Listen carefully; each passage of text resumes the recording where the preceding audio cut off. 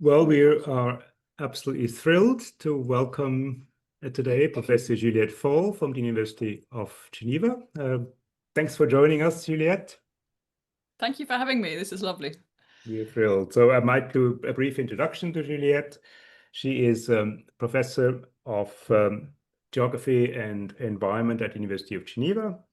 She's a political geographer, but very interdisciplinary in her work. One of the many impressive things about Juliet is she lectures and publishes and effortlessly navigates back and forth between three different languages, English, French, and Italian, which is very impressive to be publishing and lecturing in all these languages. She has an equally impressive publication track record in various fields, including articles in political geography, progress in human geography, environment and planning A and D. And she has a book called Drawing the Line, Nature, Hybridity and Politics in Transboundary Spaces. But today we're here to discuss this wonderful book here. We've just gotten a real copy, Along the Line, Writing with Comics and Graphic Narrative in Geography, with EPFL Press and the University of Chicago Press. This is sort of an English version of a French original. I assume the original was in French, called Bornées, Une Histoire Illustrée de la Frontière. Now it's an absolutely, so Cormac and I obviously read the book. It's an absolutely fascinating book, very multi-genre. It's the key content is comics, obviously, as the book says, but it also offers photographs, as well as very sophisticated scholarly discussions on geography, feminist theory, international relations, aesthetics, method, a whole range of different things. And it's that sort of mixture between visual and verbal and different genres that makes this book so unique.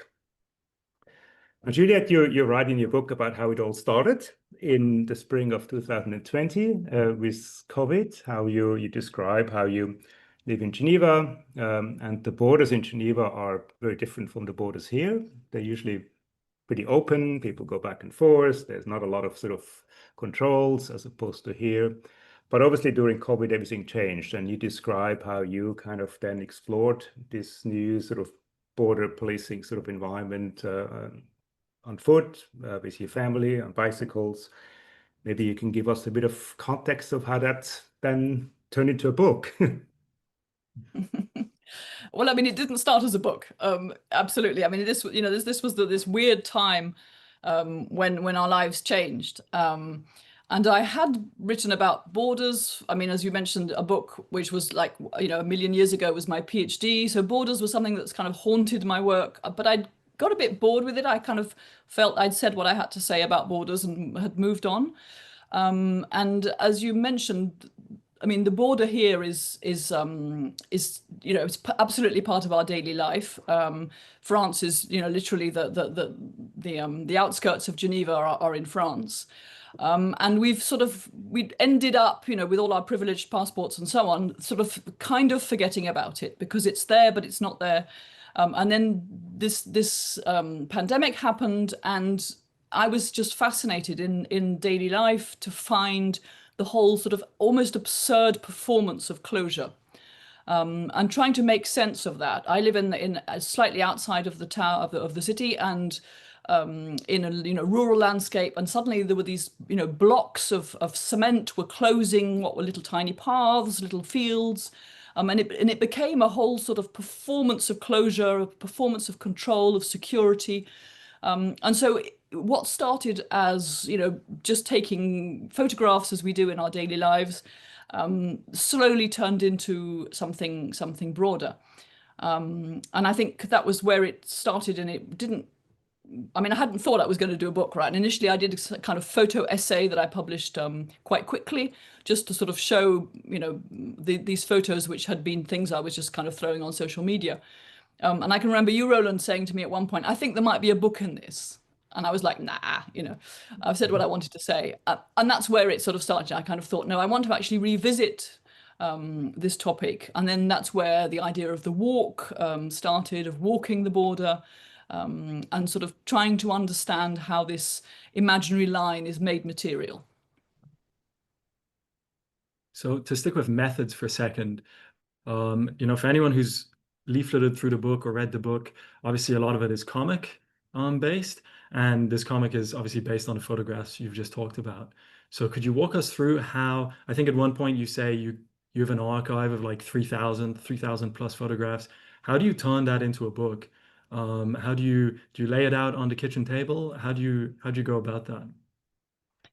Well, I can tell you how I didn't do it. I recently went to a one-day workshop on comics run by the Swiss Comics Association. And they were saying how to make a scenario and how to plan your storyboard. And I was thinking, oh goodness, is that how you're meant to do it? That's not how, you know, I did not have sort of think, okay, I need 100 pages. What's going to be the beginning, the middle, and the end? This was really something that happened, I mean, you know, organically in a sense. And I started drawing. I started drawing, and I draw, as you can guess, right? I draw on an iPad from photographs. Right? I'm not. I don't sketch in the field, so I collect photographs, and then from these photographs, the process started with trying to take out of each image something that I wanted to say. Right. So and that's for me is the writing part. It takes a long time. You slowly take out of a photograph something that you want to say. And it really started in that way. And I draw on an app called Procreate, where you have, you know, page after page. And so I started to really draw pictures. And I started to draw these pictures, and then because you can kind of organize them in a sequence, I then started to draw out the narrative.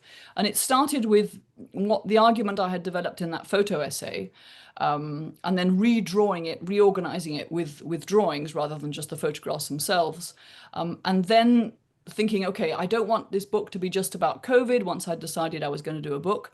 And that's where I kind of started collecting these rather insane pictures of endless pictures of these border stones, and then the buildings that went with it. And then it really, so from this corpus of pictures, I kind of thought, okay, what's the narrative? And then I started collecting them a bit more purposefully, because I wanted to be able to draw details. I wanted to be able to draw, you know, my hand on the stone. I wanted to be able to draw the landscape. And then I started collecting the corpus with the idea that I would then draw pictures from them.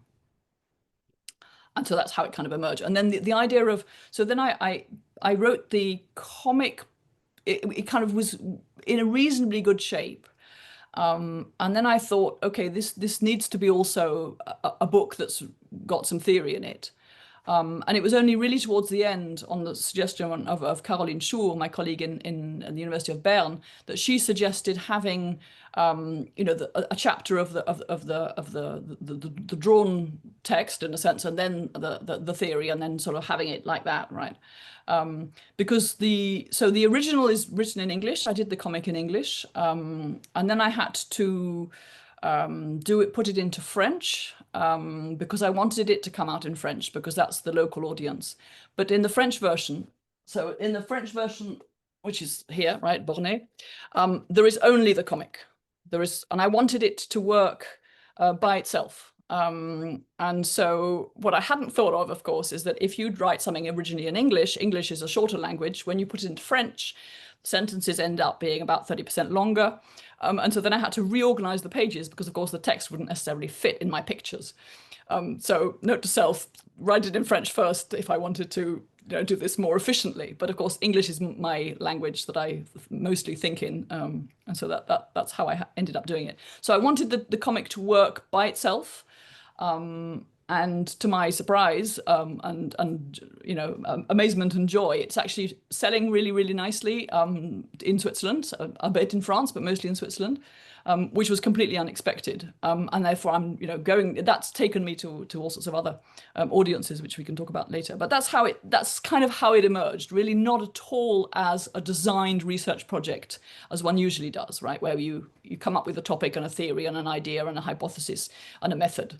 This was really something which was ad hoc. I'm keen to hear a bit more about how these different parts interrelate. So you say the French version really is the comic version only. In the version we have, the English version, you have your photographs as well, partly. But you also have in about, I can't remember, 3 or 4 different locations, fairly extensive scholarly discussions, both discuss your visual material, but also feminist theory, geography, work on boundaries, work on international relations. So they all differ. Like you have the textual material, the photographs are obviously different from the comics. You say before that you took parts of a photograph and then drew it. So how are these different genres giving us different insights? So what, for instance, I guess the question for a person who does work on visuals is for me always, what's the added value of visuals? So what can you show with comics that we cannot read in a text? Is there something about showing things through, even different from photographs, showing things through comics that sort of abstract, minimize visuals, that gives us an insight that we wouldn't otherwise get, or gets to an audience that otherwise wouldn't necessarily get the kind of information you want to get across about boundaries and COVID and the issues you discuss? I mean, the beginning of the first answer is what does the visual in general give you, right? So I mean, clearly the idea that it could have been just photographs. Why is it not just photographs? Some people have said that to me. And I think one answer is that I'm not a good enough photographer to make it only photographs. But I think that the idea that the drawing, the hand, the time it takes to prepare it is really interesting. And so there's that in terms of how it changed the writing of it. The kind of the slow scholarship, the fact that it's going to take me almost a day per page. So that's a lot of thinking time. And I think that's where the dialogue with the theory is helpful to me, is that the theory is something I was reading alongside it. Some sources I was familiar with before, but a lot of it I was writing and reading in parallel. And so the time that it takes you to draw, you're also thinking through that reading, and that kind of slowing us down is really helpful. Now, in terms of what does the actual comic do that other forms of writing or photos would not do, to me, the language of comics, this idea of having a sequential narrative, is relying a lot on the readers to put meaning between the images, right? I mean, a lot of excellent scholarship talking about that. But I think this is really something that I think is really powerful, because what happens between the images is much more than just the image and the text. It is the reader who is making the meaning. And a reader can choose to spend lots of time on an image, or to focus on the text, or brings their own experience to some of these pictures. For example, there are some pictures of the closed border in the city, which to me, when I saw them and when I drew them, conjured up these kind of images of, the Berlin before the wall was built, this kind of, ad hoc closure. So there's all these kind of, visual memories that some people might have, or something else, so that the people are bringing these images in their own minds to the pages, and building up the meaning between the different images that are suggested. And so it's a comic. It's in French we would say une bande dessinée, but it's not like a sort of traditional ligne claire Tintin kind of comic. They're sort of a page, but your eye is going to move over it. The text is suggested so that obviously there is an indicated order to encounter the text. But that slow reading, that kind of building of meaning, to me is something really quite unique to the language of comics.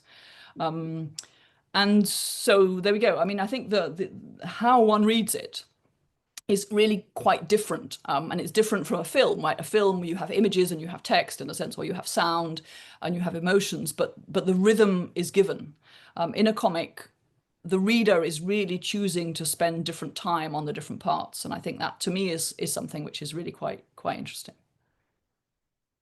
You've just been talking about, the reader spending time reading in different ways and so on. And you also talked about the slowness of the process involved in drawing it. I was just interested to follow up on that and ask how much of, maybe not the theory chapters, which resemble more traditional academic outputs, but how much of the writing that is part of the comic came to you while drawing the comic and putting together this narrative? clearly you really have to plan the text when you're doing the page, because that's if you do the picture and you don't think of where the text is going to go, you then have to reorganize it, because you've got to think of it. And I do the text on the page, right? So it's very much at the same time. And I find it really interesting that on a page you have to have extremely concise text. There really isn't space to put too much, otherwise it's not a comic, it just becomes, you know, a PowerPoint slide with too much text kind of thing. And so that discipline of condensing what you want to say to the smallest possible size is very interesting, I think, for academics, because we're very good at making nice, long, beautiful sentences with references. And I quite quickly decided I didn't want any references in the text. I mean, in particular, because it was going to exist as just a comic, and there was no way that, you know, the average reader here was going to want to go and wonder who, you know, Wilson 2024 was. And so that the idea that would be removed and it would just be down to the essence of something was also really interesting in making sure that I understood the texts I was using, because I find that sometimes we can quote authors in a way that seems to make sense, but then you sort of think, what's that really trying to mean? In the same way that when you translate a text into a different language, it really helps you to see if you've completely understood the text. And I think, in a sense, putting it into, you know, kind of a vernacular language is also that kind of exercise of really making sense of jargon, really making sense of theory. Hearing you speak about it, I think it would be good to sort of see some of your comics. I might sort of hold it up a little bit for people who are online. And there is an open access version online, right? Is that still? Yeah. So exactly. Yeah, it's there. So if you go on the EPFL website, if you look for along the line, you can find you can either, or at the moment you can only order it on the Swiss website, but you can just download an open access PDF, and that's because of the policies in Switzerland for open science. And so we get, you know, grants to allow us to do that. And it can be ordered internationally, pre-ordered on the University of Chicago Press website, but I think they're only going to release it next month or something. Look, I'm keen to talk a bit about bodies, which I found fascinating when I read your book. Because on the one hand, there's lots of bodies in there. So like borders are all about controlling bodies, about whether bodies can pass or not, and how they can pass, and which bodies can pass. You know, this is sort of a lot of the border work is around the movement of bodies. And then your method is very body oriented. So you use your own body, you use walking methods, you cycle, you have sort of what is called usually an embodied inquiry, autoethnography, and so on.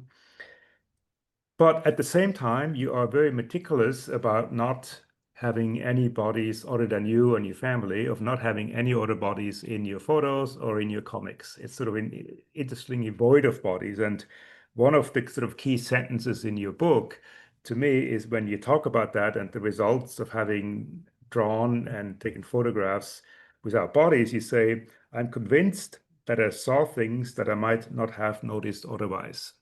By basically removing bodies and looking at the infrastructure, the setup. I'm keen to hear a little bit more of whether this was like a design on purpose, and then what the effect was, and why do you think that was really the key to what you found out through your visual method?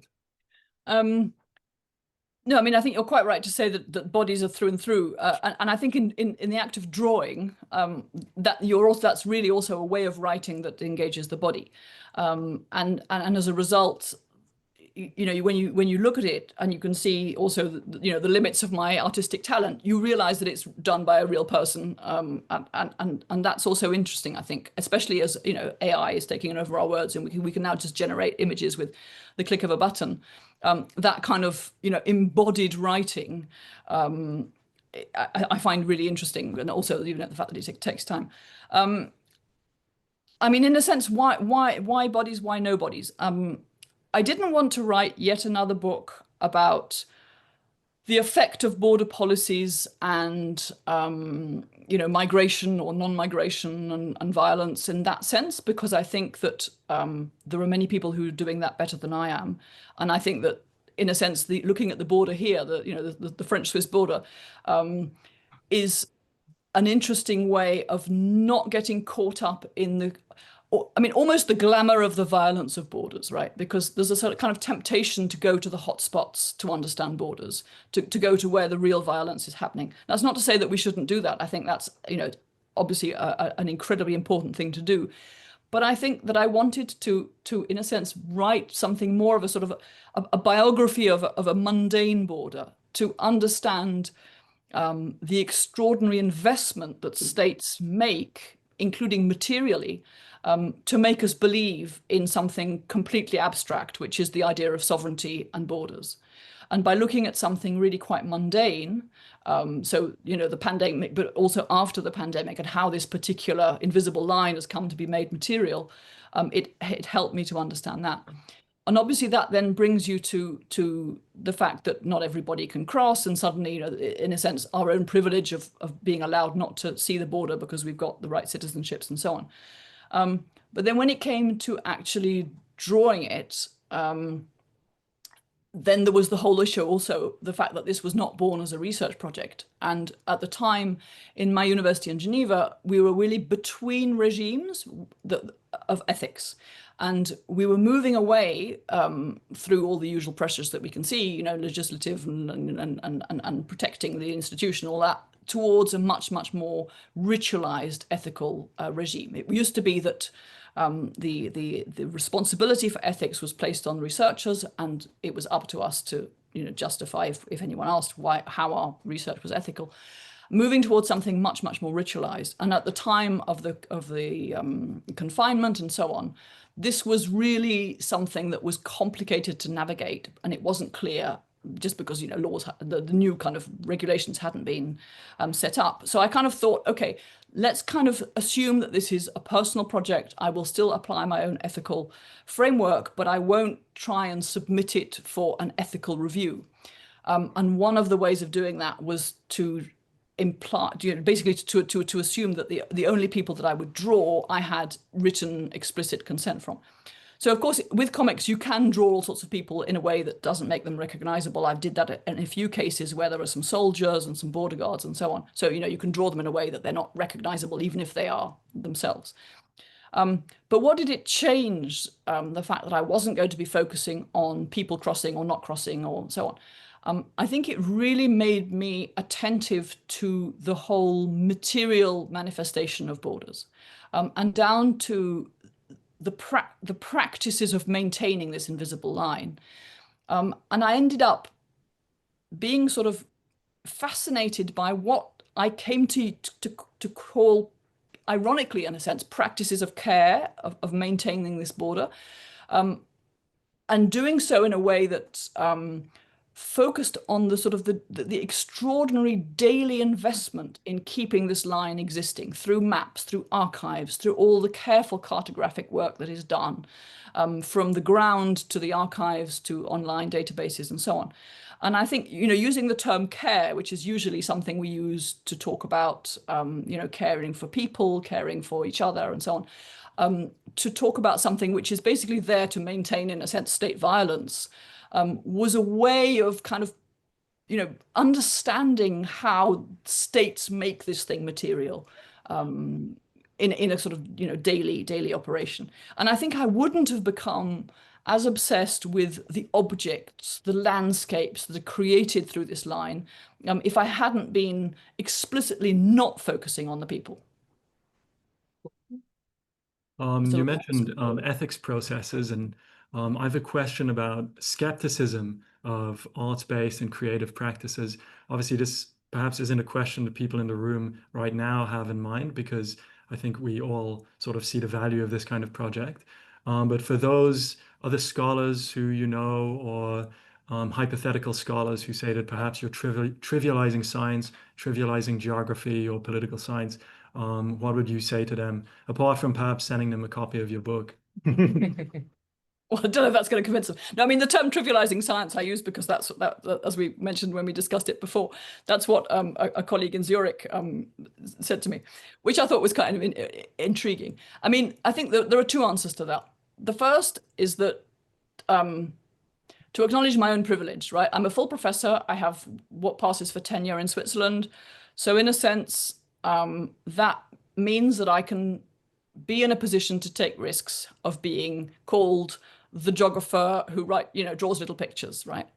And that's my own privilege to do so. And I think that, and I end in the book on that question of should everyone be doing this? And I think when I mentor doctoral students and people at the beginning of a career, I say, well, you can do comics, but make sure that you're also being excellent in other things, because the risk is that this is seen by some as being something which is unserious. And the fact that it's, I'm now being invited to all sorts of comics festivals, to me is really cool, but can also be seen as a way of saying, okay, well, this is not real science. Right?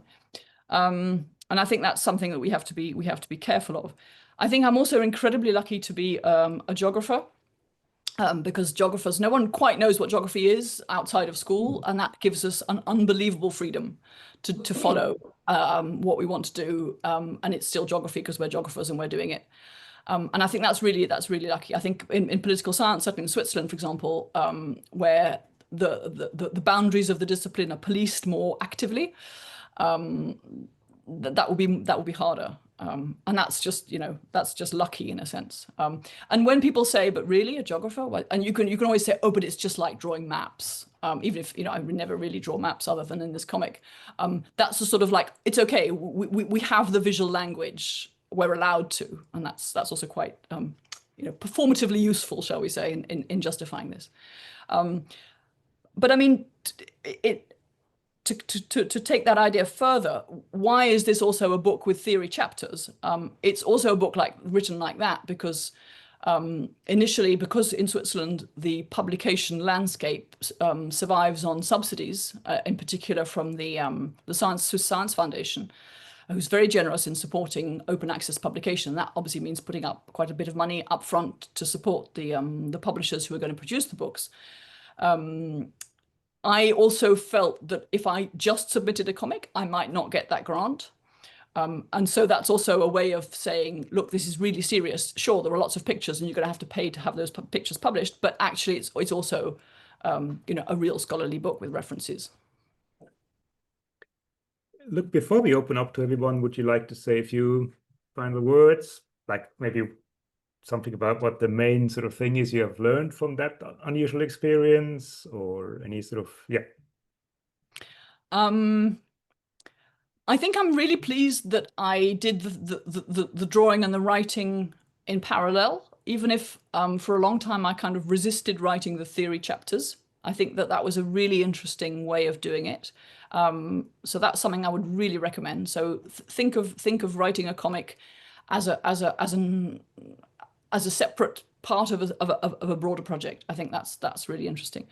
The other thing I've been thrilled with is how it's taken me into unexpected audiences and engagement with people outside of academia, and I think that's really useful at a time when universities everywhere are under attack. Next week, I'm doing the annual meeting of former border guards. I'm the sort of guest speaker for their dinner.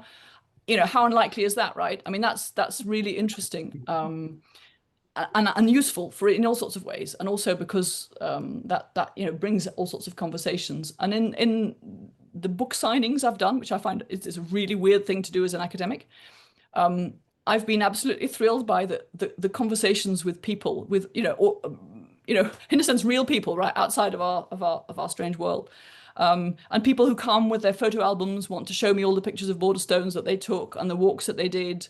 And all these little conversations, to me, show that what I was trying to do, which is by telling a personal story, to make other people's stories matter. And the fact that, people have come up to me and said, oh, I didn't know that other people were interested in, these kind of things. And allowing them to tell their stories. That's like, wow, that's not something I expected. And how lovely is that, right? Good. So look, thank you so much, Juliet, for the interview part. We